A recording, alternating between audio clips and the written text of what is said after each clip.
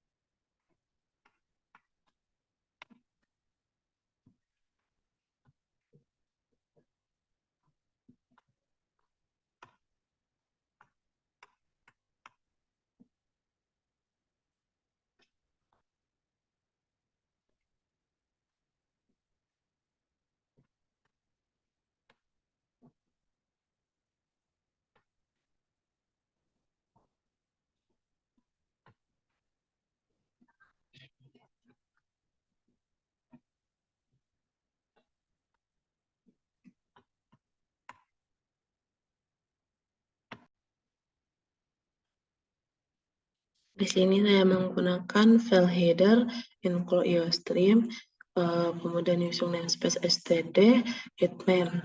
Nah, di sini saya mulainya yaitu saya menggunakan variabel nilai, menggunakan tipe data float, dan menyimpan variabel nilai sebanyak 50 kamar.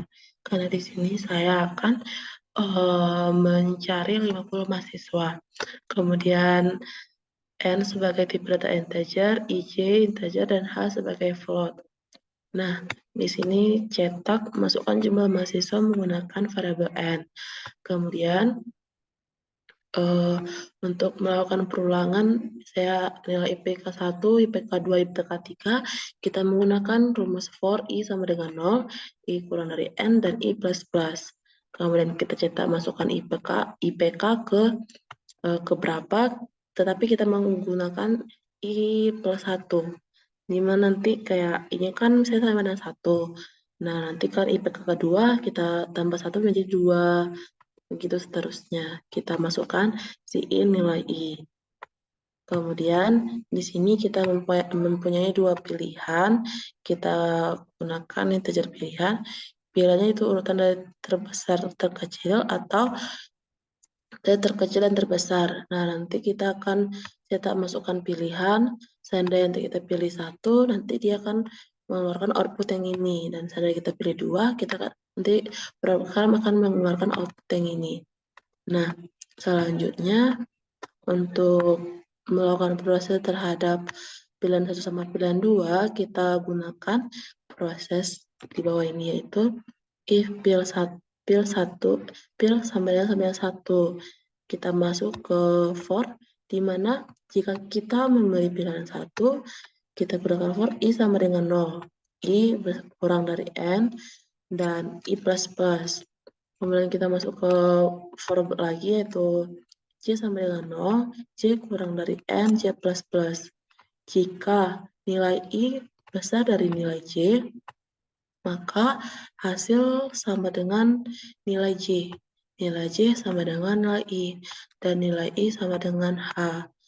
Kemudian, jika pilihan kita yaitu sama dengan 2, maka kita gunakan proses for I sama dengan 0. I kurang dari N dan I plus plus. For J sama dengan 0, J kurang dari N, J plus plus. Jika nilai I kurang dari nilai J, maka hasil yang kita dapat hasil sama dengan nilai J. Dan nilai J sama dengan nilai I. Nilai I sama dengan H. setelah kita menentukan pilihannya, maka kita see out, hasilnya adalah nanti kan hasil kan berurut-urutan. Maka untuk mengurutkan nilai tersebut kita menggunakan for i sama dengan 0, i kurang dari n dan i plus plus. Kita see out nilai i. Berikut saya akan menjalankan programnya.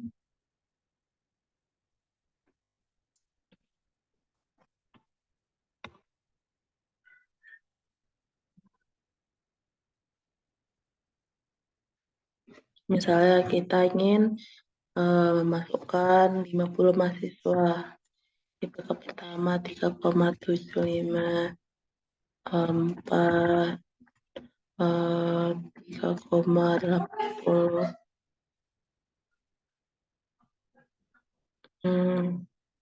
2,90, 3,55, 3,79, 3,85, 2,75, 3,45, 3,75.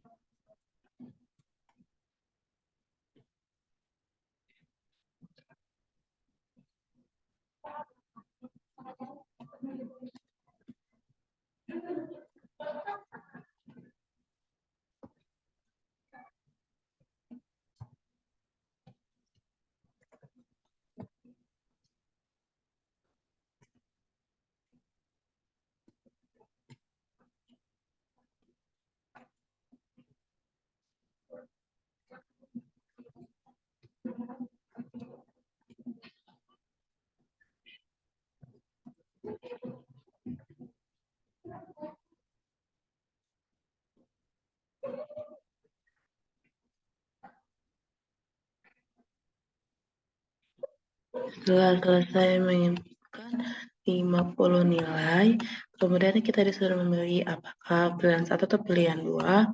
Di sini saya akan menggunakan pilihan 1, itu terbesar ke terkecil.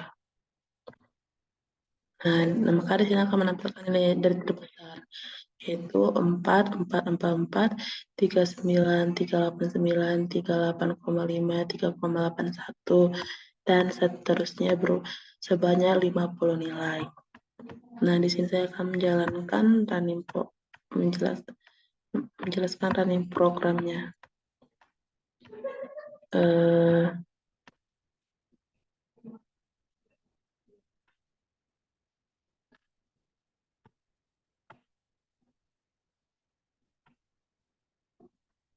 Jika pengguna memilih urutan terbesar ke terkecil, maka pengguna dua perulangan for i, for j, maka membandingkan setiap nilai dalam array.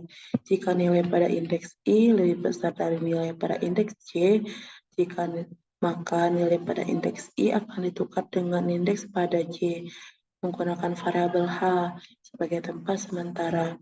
H sama dengan nilai j sama dengan nilai i, dan nilai i sama dengan h.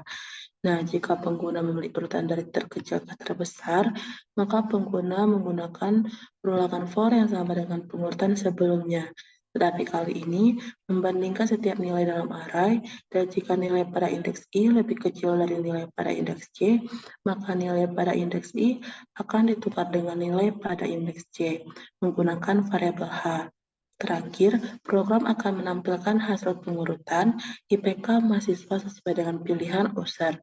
Hasil pengurutan akan ditampilkan dalam bentuk daftar nilai IPK yang telah terurut. Demikian soal nomor 3. Selanjutnya saya akan menjelaskan soal nomor 4.